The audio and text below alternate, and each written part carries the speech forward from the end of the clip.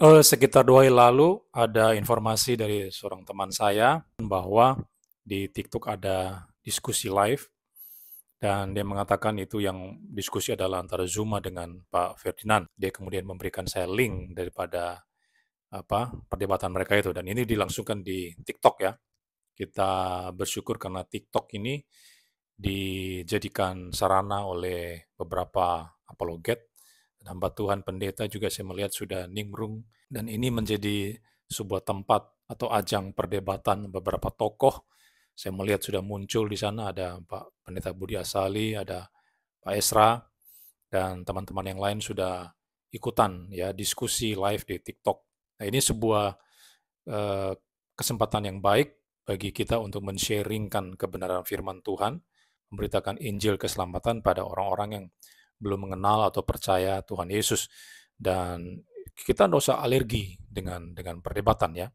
Karena pemberitaan Injil itu bukan hanya dilakukan ketika saudara berdiri atas mimbar gereja, kemudian melakukan khotbah di gereja saudara masing-masing, atau di tempat lain, saudara mengadakan KKR di lapangan.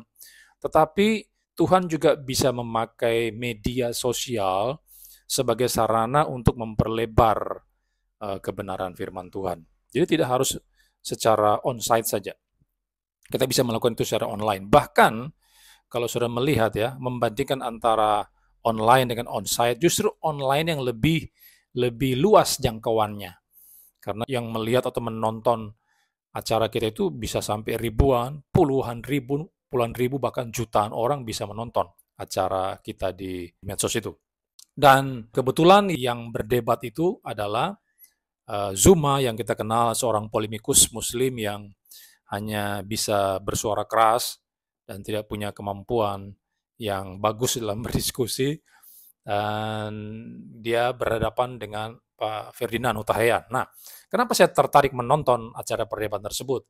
Karena yang berdebat ini, seperti saya katakan, adalah Pak Ferdinand. Dia adalah seorang praktisi politik, seorang yang bergerak di dunia politik, pernah menjadi barisan bersama Pak Joko Widodo, lalu kemudian dia masuk ke Partai Demokrat, menjadi kader partai tersebut, yang merupakan partainya Bapak Susilo Bambang Yudhoyono. Dia menduduki jabatan penting di dalam partai tersebut, dan pada akhirnya sekarang dia sudah keluar dan aktif di organisasinya apa namanya itu saya lupa. Nah, Pak Ferdinand ini kalau sudah mengikuti dia itu sudah terbiasa dalam dunia diskusi dan perdebatan. Dan saya melihat orangnya begitu tegas, bahkan juga keras. Dia kalau diskusi itu penuh semangat. Jadi saya pikir wah ini cocok nih kalau dia melawan Zuma yang hanya modal suara keras itu. Ya ini bisa fight-nya lebih mantap ini kalau begini ya. Sama-sama punya background yang tegas gitu ya. Dan saya melihat memang di sepanjang perdebatan itu Pak Ferdinand bagus ya. Yang didebatkan itu apakah Yesus itu adalah Tuhan ataukah daging ataukah manusia ya. Lalu bagaimana apakah Tuhan itu adalah daging dan sebagainya, itu yang mereka perdebatkan. Nah, saya melihat di sana Zuma tersudut, tidak bisa menjawab serangan-serangan dari Pak Ferdinand, bahkan dia melakukan logical fallacy di sana. Misalnya dia lari dari topik yang bicara tentang ketuhanan Yesus, kok malah lari kepada kata Allah, yang katanya itu miliknya umat Muslim. Kenapa orang Kristen pakai kata Allah itu? Jadi dia berusaha menarik Pak Ferdinand keluar dari tema yang sedang diperdebatkan. Belum lagi kesalahan-kesalahan logika lain, di mana Zuma hanya mengulang-ulang pernyataan atau pertanyaan yang sudah disanggah oleh Pak Ferdinand. Itu terus dia ulang-ulang terus, dan sebagainya. Jadi banyak sekali logika-logika error yang diberikan oleh Ustadz Zuma, dan Pak Ferdinand cukup mantap dalam memberikan tanggapan-tanggapan dan jawaban-jawaban kepada Zuma. Tapi ada satu titik di mana Pak Ferdinand tidak bisa menjawab pertanyaan Zuma terkait bahwa dia mengatakan bagaimana dengan posisi Yesus saat dia ada di surga. Apakah tetap berupa daging, manusia, atau seperti apa? Memang sebelumnya Pak Ferdinand sudah menjawab bahwa yang naik ke surga itu adalah Yesus sebagai daging sekarang sudah ada di surga. Jadi secara tidak langsung Pak Ferdinand sudah mengakui kemanusiaan Yesus pun ada di surga ketika dia naik ke surga. Tapi ketika dikejar oleh Zuma, bagaimana posisi Yesus di surga, Pak Ferdinand harus mengatakan dia tidak tahu, karena itu ranah surgawi dan kita tidak tahu apa yang terjadi di surga. Itu merupakan suatu kejujuran yang patut kita respect dari seorang Ferdinand Huta Hayan. Artinya dia tidak hanya asal memberikan jawaban, ini mantap Pak Ferdinand. Tapi saya akan menjawab apa yang menjadi pertanyaan dari Pak Zuma, bagaimana posisi Yesus saat di surga. Nah, saudara perlu tahu bahwa ada sebuah sekte di Indonesia yang memahami bahwa saat Yesus bangkit, dia itu bangkit sebagai makhluk roh. Kemudian setelah dia naik ke surga, dia juga naik sebagai makhluk roh. Dan saat ini Yesus itu adalah makhluk roh di surga yang bernama Mikael. Jadi Yesus adalah malaikat. Malaikat kan makhluk roh. Dan Yesus adalah makhluk roh ketika dia bangkit dan naik ke surga. Saudara bisa baca di buku Saksi Yehova yang berjudul Apa yang bisa kita pelajari dari Alkitab. Bagi saya, Yesus itu adalah manusia. Itu dimulai saat dia menjadi orang, yaitu pada saat inkarnasi.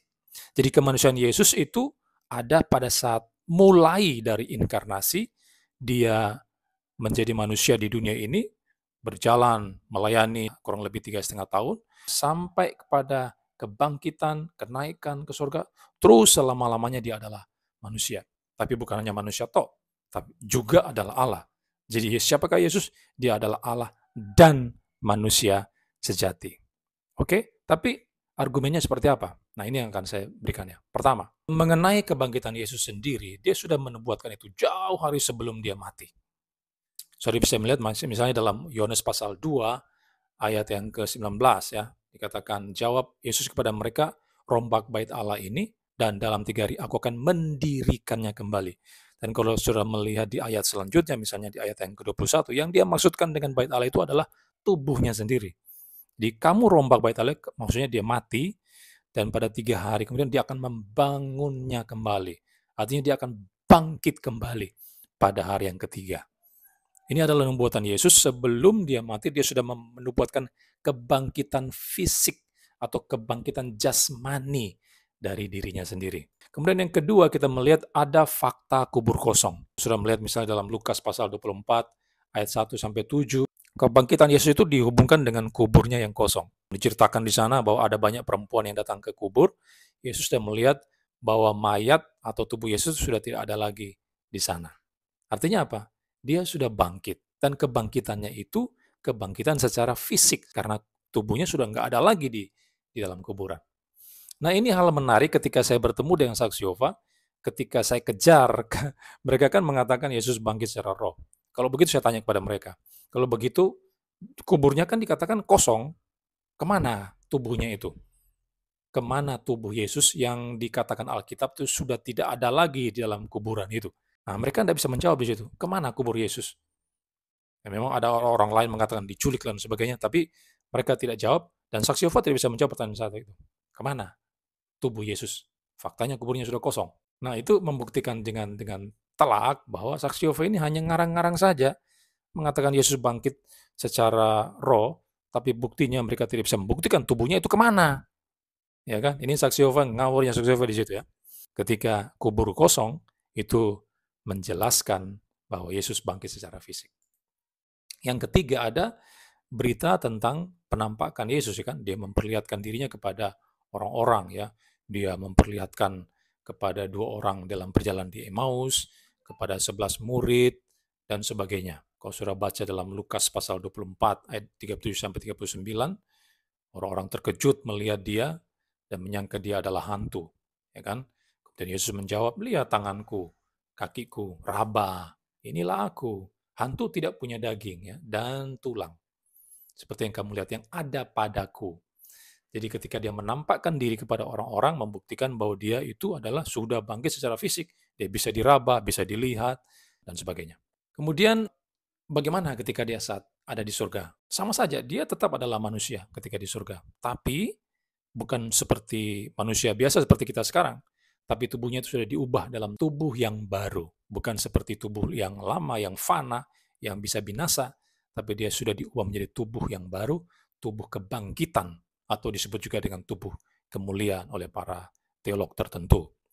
Itu terbukti ketika dia naik ke surga, dia naik secara jasmani, secara fisik. Kenapa? Karena di dalam Kisah Rasul 1 ayat 9 misalnya, Sesudah ia mengatakan demikian, terangkatlah ia disaksikan oleh mereka. Kata-kata disaksikan berarti kan itu ada sebuah bentuk tubuh di sana, bentuk fisik, sehingga para murid bisa menyaksikan kenaikan Yesus ke surga. Kalau dia hanya roh atau hantu, para murid pasti tidak akan bisa melihat atau menyaksikan Yesus yang naik ke surga itu. Tapi karena dia naik perlahan dengan tubuhnya, sehingga para murid bisa menyaksikan kenaikan Yesus ke surga. Bahkan dikatakan dalam ayat yang ke-11 dalam Kisah Rasul 1, dia mengatakan, "Hai orang-orang Galilea, mengapa kamu berdiri melihat ke langit? Yesus ini yang terangkat ke surga dengan tubuh jasmani itu," maksudnya, itu akan datang kembali dengan cara yang sama seperti yang kamu lihat dia naik ke surga. Ya kan? Dia akan datang kembali dengan cara yang sama, dengan tubuh fisik yang sudah diubah itu, tubuh kemuliaan itu, datang kembali kali kedua untuk menjadi hakim yang adil di dunia ini. Nah, kalau sudah melihat di bagian ayat Alkitab lainnya, misalnya nama manusiawi Yesus itu diteruskan dalam hubungannya dengan penghukuman terakhir kelak dalam Filipi pasal 2 ayat 10, di mana setiap lutut akan bertelut, lidah akan mengakui Yesus adalah Tuhan. Yesus itu kan nama manusia daripada anak Allah. Dan nama manusia Yesus itu tetap digunakan oleh Paulus dalam Filipi pasal 2 ayat 10, di mana dalam penghakiman akhir nanti, semua yang menolak Yesus itu akan dipaksa untuk bertekuk lutut dan mengaku Yesus adalah Tuhan. Itu sebab sebelum terlambat, sebagai saudara yang belum percaya Yesus, belum menerima dia sebagai Tuhan dalam hidupmu, terimalah dia sebagai Tuhan dan juru selamatmu. Supaya kelak nanti ketika dia datang kali yang kedua ke dunia ini, menjadi hakim bagi dunia yang berdosa ini, saudara tidak termasuk dalam bilangan yang akan dihakimi, yang akan dihukum itu. Kenapa? Karena saudara sudah menerima dia, sudah percaya kepada dia. Tapi kalau saudara tidak percaya, maka waktu dia datang kali kedua sebagai hakim, habislah saudara. Kasihan sekali ya. Makanya saya tidak bosan-bosan untuk menganjurkan bagi saudara untuk datang kepada Yesus Kristus. Ya, terima dia sebagai Tuhan Anda, sebagai juru selamatmu, supaya engkau terbebaskan daripada penghukuman yang nanti kelak akan diterima oleh semua orang yang menolak Yesus. Oke? Lalu kemudian kalau sudah melihat di dalam 1 Timotius pasal 2 ayat 5, di sana Yesus dikatakan sebagai pengantara antara Allah dan manusia, dan dikatakan pengantara itu adalah seorang manusia yang menjadi pengantara antara Allah yang kudus dan manusia berdosa adalah manusia yang suci yang bernama Yesus. Jadi kemanusiaannya itu ditegaskan kembali dalam 1 Timotius pasal 2 ayat 5. Lalu dalam Matius 26 ayat 64, Kristus juga menggunakan istilah anak manusia untuk menjelaskan tahtanya di surga. Nah, ini kan posisinya dia sudah di surga. Dan ketika dia bertahta di surga, Yesus itu disebut sebagai anak manusia. Jadi kemanusiaannya itu kembali ditonjolkan ketika dia ada di surga. Walaupun memang anak manusia itu bisa merujuk kepada keilahian Yesus seperti yang dikatakan oleh Daniel ya. Tapi istilah anak manusia itu juga bisa kita terapkan bagi kemanusiaan Yesus. Anak Allah adalah Allah, anak manusia adalah manusia. Tapi memang tergantung konteksnya. Namun sekali lagi bahwa kemanusiaan Yesus itu ada saat di surga, ketika dia mempunyai tahta, dia disebut sebagai anak manusia. Saudara juga bisa melihat dalam Wahyu pasal 1 ayat 13, pasal 14 ayat 14, dan sebagainya. Sampai pada waktu dia datang kali kedua, seperti yang sudah dijelaskan dalam Kisah Rasul 1 ayat 9, dia naik ke surga secara fisik, dan nanti dia akan datang kali kedua dengan cara yang sama, secara fisik juga. Matius 26 ayat 64, di mana yang datang kali kedua itu adalah anak manusia. Saya kira teks-teks ini sudah menjelaskan dengan cukup jelas bahwa ketika di surga, Yesus pun adalah manusia sejati. Ingat ya, bukan dengan tubuh yang lama, yang bisa binasa, yang bisa mati, yang bisa fana, yang tidak kekal itu, tapi tubuhnya itu sudah dibangkitkan, diubah menjadi tubuh kebangkitan, tubuh yang tidak bisa mengalami kebinasaan, tubuh yang kekal, atau tubuh kemuliaan.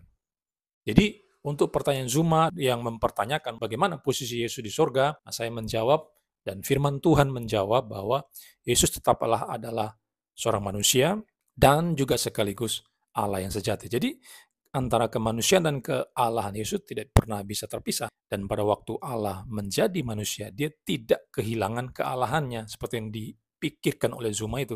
Di sini logika errornya Zuma nampak lagi di sana ya. Dia berpikir bahwa ketika Allah menjadi manusia atau Tuhan menjadi manusia, maka kealahannya udah hilang, dia tinggal manusia tok. Itu tidak ada di dalam Alkitab. Alkitab menegaskan ketika Allah berinkarnasi, dia tetap adalah Allah dan manusia sejati. Inkarnasi atau kenosis. Memang Zuma menyinggung Filipi pasal 2, ada kata mengosongkan diri, itu dari kata Ekenosen. kenosis itu sendiri menurut konteksnya tidak menyatakan bahwa Allah itu mengosongkan diri dari keilahian sehingga dia tidak ilahi lagi, dia bukan Allah lagi. Tidak seperti itu. Karena kalau sudah baca di Filipi pasal 2, di ayat selanjutnya dikatakan bahwa mengambil rupa seorang hamba. Jadi Yesus itu pada waktu berkenosis mengosongkan diri, maksudnya dia mengambil rupa hamba, mengambil rupa manusia. Artinya dia ketambahan sesuatu yang baru yang sebelumnya tidak ada. Kalau sebelumnya dia hanyalah Allah 100%, kemudian dia mengambil rupa seorang hamba, menjadi manusia. Dia menambahkan hakikat yang baru dalam dirinya, sehingga dia menjadi Allah dan manusia. Tapi keilahiannya tidak hilang. Buktinya di sepanjang hidupnya dia bisa mengampuni dosa orang. Itu kan hanya eksklusif milik Allah. Siapa yang bisa mengampuni dosa? Selain Allah itu sendiri. Fakta Yesus mengampuni dosa, dia adalah Allah. Bahkan Thomas yang berjumpa dengan Yesus menyebut Yesus sebagai ya Tuhanku dan Allahku. Dan Yesus sama sekali tidak memprotes pernyataan daripada Thomas tersebut. Jadi itu yang saya jawab. Intinya adalah ketika Yesus bangkit dan naik ke surga, dia tetap adalah manusia sejati dan tidak kehilangan keilahian sama sekali. Dia adalah Allah dan manusia sejati mulai dari inkarnasi, kemudian dia hidup di dunia, melayani sepanjang kurang lebih 3,5 tahun sampai dia bangkit. Dia tetap adalah manusia, kemudian dia naik ke surga, duduk di sebelah kanan Allah, dan seterusnya selama-lamanya. Dia adalah Allah dan manusia sejati. Kedua natur ini yang disebut dengan dwi natur, kesatuan hipostatik ini tidak pernah hilang. Itu terus ada selama-lamanya, bisa dibedakan tapi tidak bisa dipisahkan, ada terus secara kekal di dalam satu pribadi, Yesus Kristus. Oke, ini jawaban saya. Semoga Zuma bisa mendengarkan ini, dan saya yakin memang walaupun dia sudah dengarin, dia tetap ngotot bahwa Yesus bukan Tuhan, bukan Allah, karena Allah waktu jadi manusia, dia berarti sudah bukan Allah lagi, dia berubah. Ya ini kan dia menggunakan istilah berubah, tidak ada perubahan, bukan berubah. Ya Alkitab tidak menggunakan istilah berubah, tapi mengambil rupa seorang hamba menjadi manusia. Tidak ada perubahan sama sekali di sana ya. Dan ini yang bisa saya sampaikan. Semoga bisa menjadi masukan bagi saudara sekalian, termasuk kepada Pak Ferdinand Huta Hayan. Saya mengucapkan selamat karena mungkin ini debat perdana dari Pak Ferdinand terkait dengan masalah teologi ya. Saya nggak tahu. Kalau ini adalah debat pertama, ini merupakan hal yang luar biasa karena Pak Ferdinand bisa menunjukkan kedikjayaan Bapak, bisa menghajar si Zuma yang hanya omong kosong itu, yang punya logika error itu, kesana kemari, tapi Bapak bisa menunjukkan kualitas Bapak. Ya, salut sekali dan semoga Tuhan terus memakai Pak Ferdinand untuk berkarya bagi Tuhan, bukan hanya di dunia politik, tapi juga dalam dunia kerohanian, dunia teologi. Pak Ferdinand bisa menjadi seorang apologet yang tangguh di dalam kekristenan.